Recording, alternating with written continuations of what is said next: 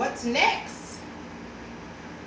A terrible thing happened on April 16, 2007, at Virginia Tech College in Blacksburg, Virginia. A gunman shot and killed 32 students and wounded several others. Student journalists wrote and published an article 4 days later called What's Next?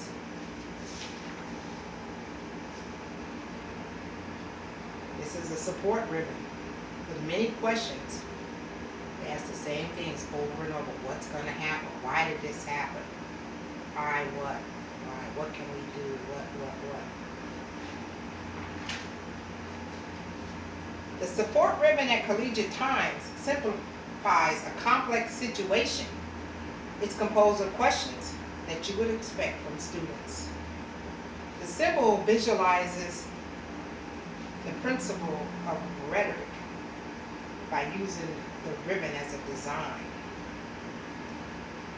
The ribbon has been a symbol of hope for many years. Usually it's yellow, but this one has no color. The questions are simple and short, without an explanation. It is an outpouring of the soul of wounded people. These questions seem to be without real answers, just rhetoric getting the emotions out. These questions were obviously from subdued students. Anyone familiar with the story could relate to all those questions and want answers too. Before the reader reads anything, they are already geared up for support by the display and knowing it's from students. I don't see any problem with how the ribbon is used. I think it's very clever and befitting. However, just about any media response from the students would be accepted. Even if there was chaos, it would be understood. In this article, they ask the questions over and over, which is rhetorical and almost says, do something about this. We are drowning in pain and fear. They ask the questions over and over, which is rhetorical and almost says, do something about this. We are drowning in pain and fear. Had the students used graphic images of victims, it would have been devastating and inappropriate for audiences.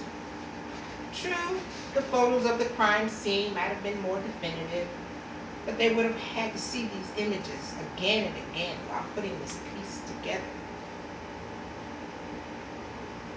Had the students said he was guilty, that would have been bad press. Instead, they printed questions from fellow students. The main one was, what's next? The questions are all the same on everybody's mind. Why? What? Why? What?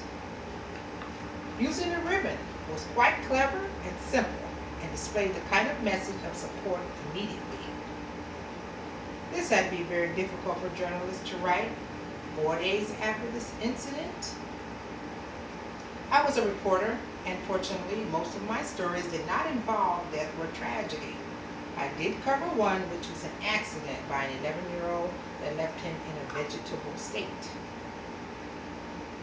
My job as a reporter kept my emotions intact. Plus, I had been a nurse for 20 years and had seen almost everything there was to see in a medical setting, whether it was life or death. Incidents like this are always shocking, and the staff at universities have a responsibility to be aware of bizarre-looking students and behaviors. I'm all about asking these questions, but more about asking what can be done to avoid this type of thing. I didn't see any questions regarding that in the ribbon article. Possible solutions should be in the next ribbon.